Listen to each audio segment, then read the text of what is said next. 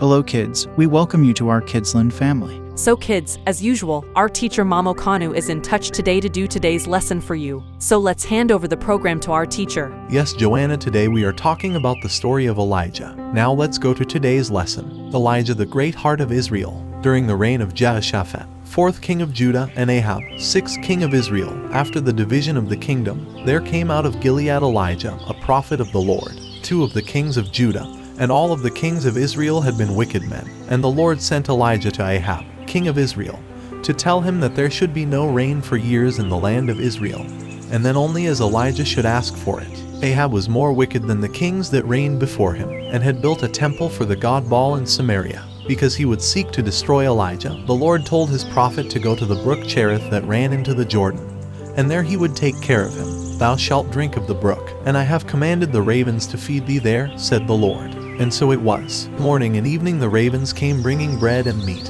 and the brook brought him water out of the rock.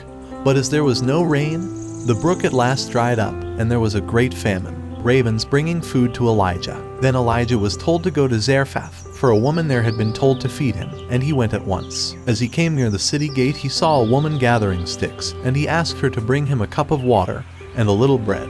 She told him that she had but a handful of meal in a barrel, and a little oil in a cruse, and she was going to bake it for herself and son, that they might eat it and die. Then Elijah said, Fear not, go and do as thou hast said, but make me thereof a little cake first, and after that make for thee and thy son. For thus saith the Lord God of Israel, the barrel of meal shall not waste, neither shall the cruse of oil fail until the day that the Lord sendeth rain upon the earth. She believed Elijah, and did as he commanded, and they ate for a whole year, and the meal and the oil lasted all that time. After this the woman's son grew very sick, so very sick that he appeared to be dead. And the woman cried to the prophet in her distress, O thou man of God, art thou come unto me to call my sin to remembrance, and to slay my son? Then he said, Give me thy son. And he took him up to his own room, and laid him upon his bed, and prayed over him.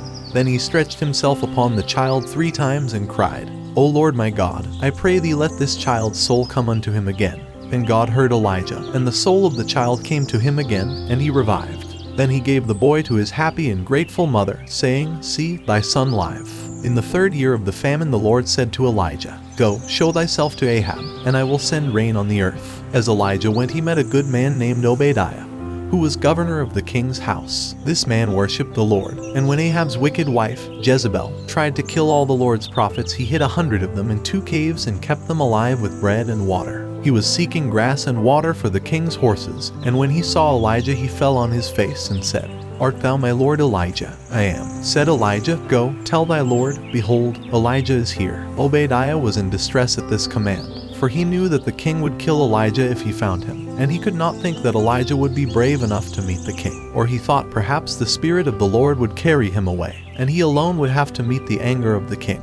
As the Lord of hosts live, said Elijah, I will surely show myself unto him today. So Obadiah told Ahab, and Ahab went to meet Elijah, and said to him, Art thou he that troubleth Israel? I have not troubled Israel, he said, but thou and thy father's house, in that ye have forsaken the commandments of the Lord, and now haste followed Baalim. Then he told Ahab to call all Israel to Mount Carmel which overlooks the sea, and to bring there also the 450 prophets of Baal, and the 400 prophets of the groves. So the king called them together, and Elijah cried to the people, How long halt ye between 2 opinions? If the Lord be God, follow him, but if Baal, follow him. And the people, afraid of the king and his wicked wife, answered not a word. Even I only remain a prophet of the Lord, said Elijah, but Baal's prophets are 450 men. And then he told the people how it could be proven which was true, the God of Israel, or Baal. He told the prophets of Baal to make an altar and place wood and a sacrifice upon it, and he also would do the same, and they should call upon Baal, and he would call on the name of the Lord. And the God that answereth by fire, let him be God. This the priests of Baal were willing to do, and they cried around their altar from morning until night, O Baal, hear us. But there was no voice and no answer by fire. Elijah watched and waited, sometimes telling them that perhaps their God was asleep, and could be waked, or that he had gone on a journey, or was talking with somebody, and then they became wild and leaped upon the altar and cut themselves with knives. After many hours Elijah called the people to him, and he repaired a broken altar of the Lord that stood there with 12 stones for the 12 tribes of Israel, and made a trench all around it. Then he placed wood on the altar and told the people to pour 4 barrels of water over the sacrifice. This they did 3 times, and the water ran down and filled the trench around the altar. And the people saw that Elijah could not by any means make a fire there. Then, as it was the hour of the evening sacrifice in the temple, Elijah knelt by his altar with his face toward Jerusalem, and prayed to his God that he would hear him, and show the people that they were called from the worship of idols to the service of the living God. What a wonderful sight was that, when fire fell from heaven and burnt up the sacrifice, and the wood, and the altar, and even the water in the trench around the altar. And the people all fell on their faces at the sight, and cried, "The Lord, He is the God! The Lord, He is the God!" Then Elijah told them to take the prophets of Baal and destroy them, and they did so. "There is a sound of abundance of rain," said Elijah to the king. And then he went to the very top of Carmel, and threw himself upon the earth, hiding his face between his knees, while he sent his servant to look toward the sea and watch for the coming of the rain. This the servant did 7 times, each time coming to his master and saying, "There is nothing." But the prophet told him to look 7 times more, and when he came back the 7th time he said, "Behold, there ariseth a little cloud out of the sea like a man's hand." Then he sent his servant to Ahab, saying, "Prepare thy chariot and get thee down, that the rain stop thee not." The little cloud grew to be a great one, and filled all the sky until it was black with clouds and wind, and there was a great rain. And as Ahab rode in his chariot, Elijah, who was strong with the Spirit of the Lord and glad for his great victory over sin, ran before the chariot to the gates of the city. Jezebel the queen was furious when she heard that the priests had been destroyed. She sent word to Elijah that he would be treated the same way on the morrow. And so Elijah fled for his life, and leaving his servant in Beersheba on the southern border of Israel, he went a day's journey into the wilderness. There he sat down under a juniper tree, and for the first time his heart grew weak within him.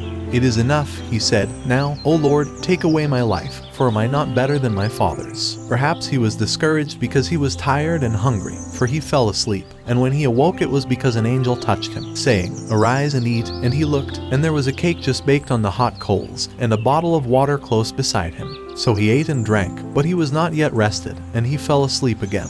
The angel waked him the 2nd time, telling him to eat and drink, for the journey was too great for him. Then he ate and drank again, and went on the strength of that food 40 days and 40 nights, till he came to Horeb, the mount of God, where the 10 commandments were given to Moses, and there he lodged in a cave. He was still gloomy and discouraged, and when the Lord said, "What dost thou here, Elijah?" he said, "I have been very jealous for the Lord God of hosts, for the children of Israel have forsaken my covenant, thrown down thine altars, and slain thy prophets with the sword, and I, even I only am left, and they seek my life to take it." Elijah and the angel. And the Lord told him to go out and stand on the mount before the Lord, and he passed by. There was a great wind that split the mountains, and broke the great rocks, but the Lord was not in the wind, and after the wind an earthquake. But the Lord was not in the earthquake, and after the earthquake a fire. But the Lord was not in the fire, and after the fire a still, small voice. When Elijah heard that, he wrapped his face in his mantle and stood at the door of the cave. And the Lord asked again, "What dost thou here, Elijah?" And Elijah answered him just as he did before. Then the Lord told him to go back and anoint a new king over Syria, also a new king over Israel, and Elisha to be prophet in his place. Elijah went, and he found Elisha plowing with 12 yoke of oxen. He cast his mantle over Elisha, and Elisha followed him and became his servant.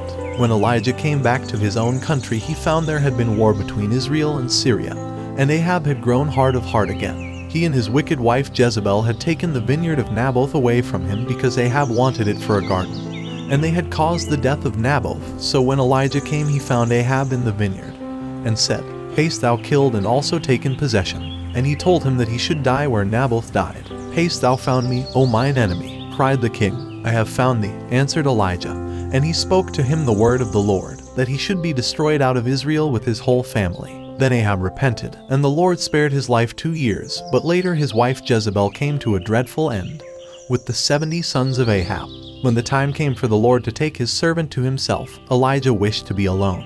But Elisha his servant would not leave him. He followed his master from one town to another until they came to the river Jordan. Then Elijah took off his mantle, and folding it, struck the waters, and they were divided, so that they went over on dry ground. Then Elijah said, "Ask what I shall do for thee." And Elisha prayed that a double portion of his master's spirit might rest upon him. "If thou see me when I am taken from thee, it shall be so unto thee," he said. "But if not, it shall not be so." And as they went there appeared a chariot of fire and horses of fire, parting them from each other. And Elijah went up in a whirlwind to heaven. Now Elisha wished his master to know that he saw him, so he cried, my father, the chariot of Israel and the horsemen thereof. And he saw him no more, Elijah and the chariot of fire. Then he took Elijah's mantle that fell from him, and struck the waters of Jordan again.